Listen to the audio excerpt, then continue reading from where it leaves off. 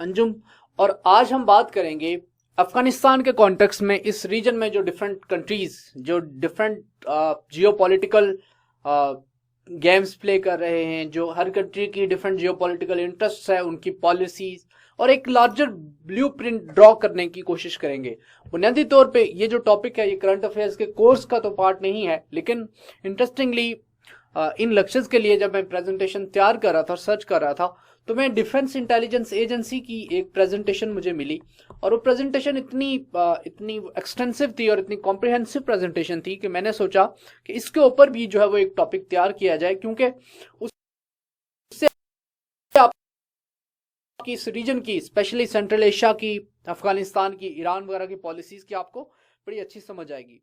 तो आज की जो स्लाइड्स हैं उसी मोस्टली जो स्लाइड्स तैयार की गई हैं वो उसी डिफेंस इंटेलिजेंस एजेंसी की प्रेजेंटेशन से ली गई हैं। इसमें हम जियोपॉलिटिकल ओवरव्यू की बात करेंगे, जो जियोपॉलिटिक्स की थ्योरी है उसकी बात करेंगे, इंटरेस्ट, पॉलिसीज और गोल्स डिफरेंट कंट्रीज की, पाकिस्तान, ईरान, सेंट्रल एशिया वगैरह की, रशिया की क्या इंटरेस्ट है, इंडिया और गल्फ अरब स्टेट्स की हम बात करेंगे और चैलेंजेस और अपॉर्चुनिटीज की हम बात करेंगे। अब ये अफगान अमीर आपको नजर आ रहे हैं दरमियान में, शेर अली साहब with friends imperial Russia and Britain. तो एक तरफ ग्रेट गेम के कॉन्टेक्स्ट में भी मैंने आपको बताया था कि जो ग्रेट गेम थी उसमें रशिया और अफगानिस्तान, रशिया और ब्रिटेन के दरमियान में अफगानिस्तान जो है वो एक बफर के तौर पे एस्टेब्लिश किया गया था और उसी दौरान जो है वो ड्यूरेंट लाइन का एग्रीमेंट हुआ था, क्योंकि ब्रिटेन जो उस वक्त ग्लोबल सुपर पावर था, ब्रिटेन के अलावा भी यूएसएसआर भी, रशियन फेडरेशन भी उस वक्त एक बहुत बड़ी पावर था और रशिया से बुनियादी तौर पे यूएस और रशिया के इंटरेस्ट जो है वो क्लैशिंग इंटरेस्ट थे और यूएस से यूके उस टाइम का ब्रिटेन और यूएसएसआर उस वक्त उनके दरमियान जो पावर की डोमेन में या राइवलरी की डोमेन थी उसको उस वक्त ग्रेट गेम का नाम दिया गया था। और वही ग्रेट गेम जब रिन्यू हुई, जब अब वो खेली जा रही है चाइना के दरमियान, इंडिया के दरमियान, रशिया के दरमियान और यूएसए के दरमियान, तो उसको हम न्यू ग्रेट गेम कहते हैं। तो आज की जो जियोपॉलिटिक्स है वो बुनियादी तौर पे इसी के गिर्द सेंटर्ड है। अब ये जो आपको ग्राफ में नजर आ रहा है, ये जो आपको जोन नजर आ रहा है, इसमें 3 कंट्रीज, इराक है, ईरान है और अफगानिस्तान है।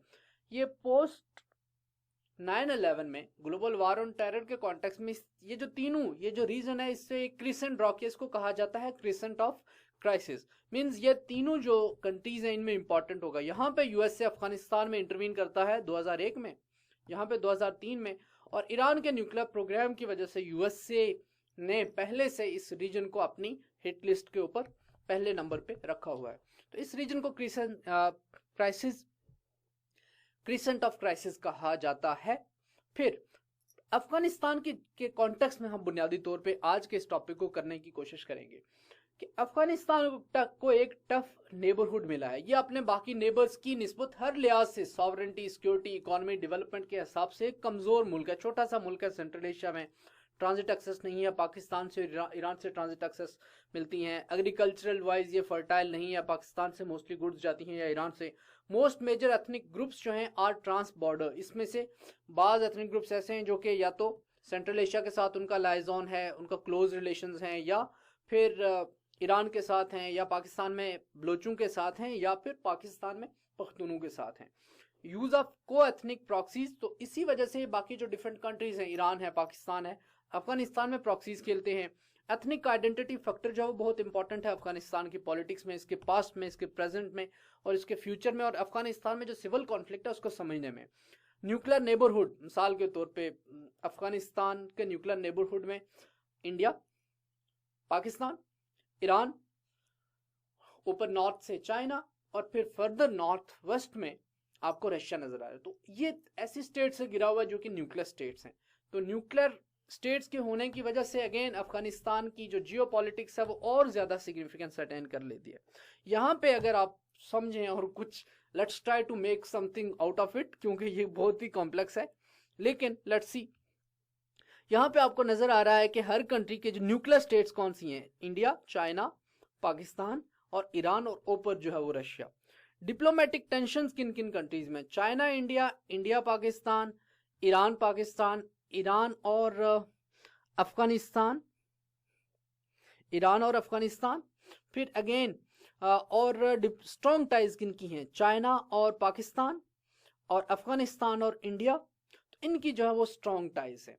अब इस वजह से सऊदी एंगल, सऊदी और पाकिस्तान की स्ट्रॉन्ग टाइज हैं, सऊदी और ईरान की जो है वो राइवल टाइज हैं, सऊदी अरेबिया की। यहाँ पे इस एक जो डायग्राम में जो है वो हर कंट्री की जो स्ट्रेटेजिक इंटरेस्ट हैं उनको सम कर दिया है।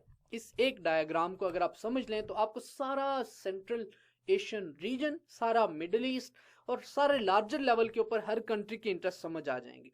सऊदी अरेबिया क्यों इंटरवीन कर रहा है, सऊदी अरेबिया की इंटरेस्ट यहाँ पे ये है, ईरान की इंटरेस्ट ये है, इंटरनेशनल कम्युनिटी की इंटरेस्ट ये है, स्ट्रेटेजिक इंपेशंस है, कोalition अलायंस कोहेजन है, रशिया की इंटरेस्ट जो वो यहाँ पे आपको नजर आ रही है, सेंट्रल एशियन स्टेट्स, अफगानिस्तान की अपनी डायनामिक्स हैं, चाइना की अपनी डायनामिक्स हैं, इंडिया जो है वो अफगानिस्तान से कुछ और चाहता है, पाकिस्तान इसको जो है वो अपना एक स्ट्रेटेजिक बैकयार्ड समझता है, अफगानिस्तान को स्ट्रेटेजिक रिट्रीट के लिए पाकिस्तान समझता है कि इसको जो है अफगानिस्तान इंडिया के खिलाफ वॉर के इवेंट में पाकिस्तान अफगानिस्तान को एक स्ट्रेटेजिक रिट्रीट के तौर पे इस्तेमाल करेगा, वहां से खुद को रीग्रुप करेगा और दोबारा से फिर इंडिया के ऊपर जो है वो अटैक माउंट करेगा। तो ये भी जिसकी वजह से हम अफगानिस्तान को अपना स्ट्रेटेजिक बैकयार्ड समझते रहे हैं कि हम इंडिया के खिलाफ इवेंट की सूरत में, इंडिया के खिलाफ वॉर की सूरत में हम अफगानिस्तान को अपने बफर के तौर पे या अफगानिस्तान की लैंड्स को हम जो है वो इस्तेमाल कर सके। क्योंकि पाकिस्तान जो है वो, अगर आप पाकिस्तान का मैप देखें तो इस तरह पाकिस्तान लंबाई में तो पाकिस्तान जो है वो पाकिस्तान की लेंथ ज्यादा है, बट विड्थ में पाकिस्तान एक थिन कंट्री है, थिक नहीं है। तो इस वजह से जो है, और इंडिया अगेन एक मासिव कंट्री है जिसकी वजह से पाकिस्तान को बहुत सारे जंगों का भी सामना है और बाकी थ्रेट्स भी पाकिस्तान फेस कर।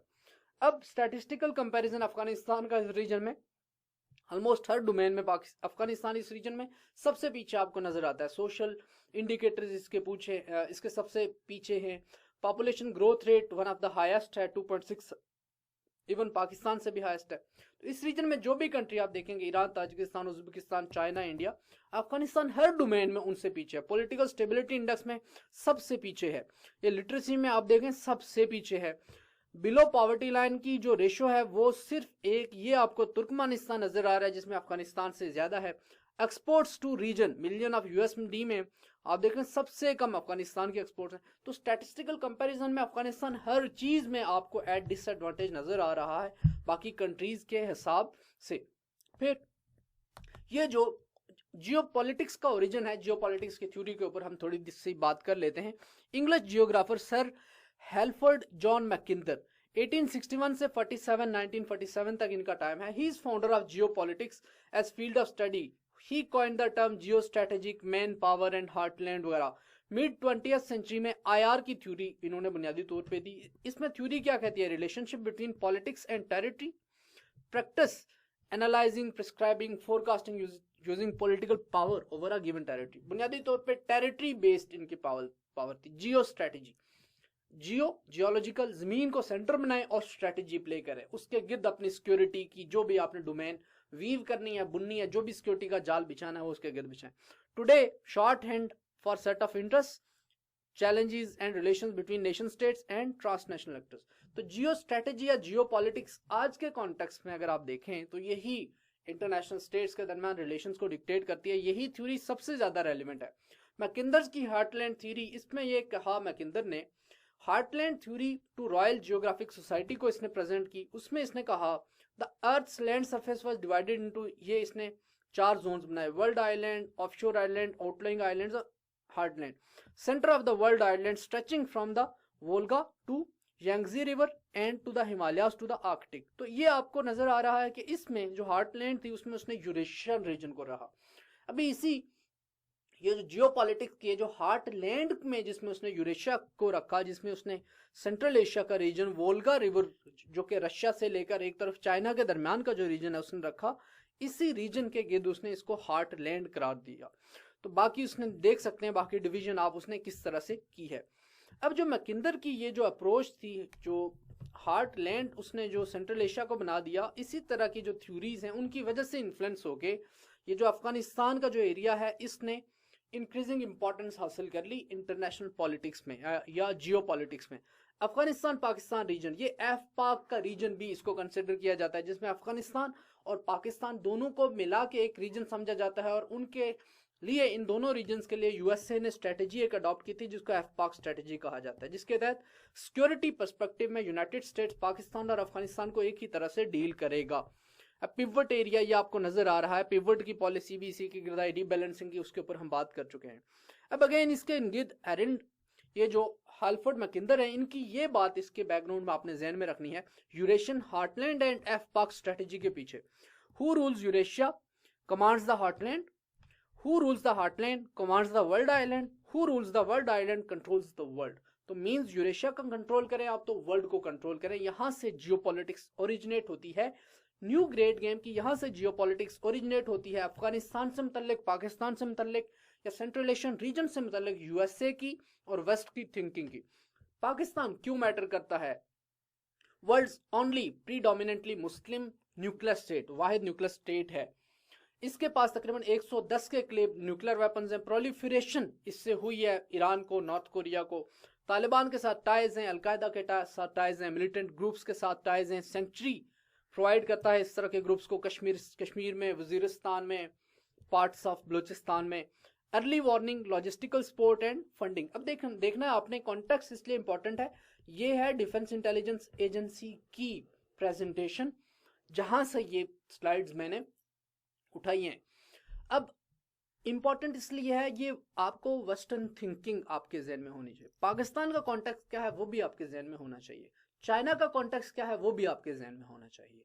जब मैं आपको शंघाई कोऑपरेशन ऑर्गेनाइजेशन पढ़ाऊंगा तो आपको पता चलेगा कि एससीओ की अप्रोच इस रीजन में जो जियोपॉलिटिक्स है उसकी बिल्कुल डिफरेंट है।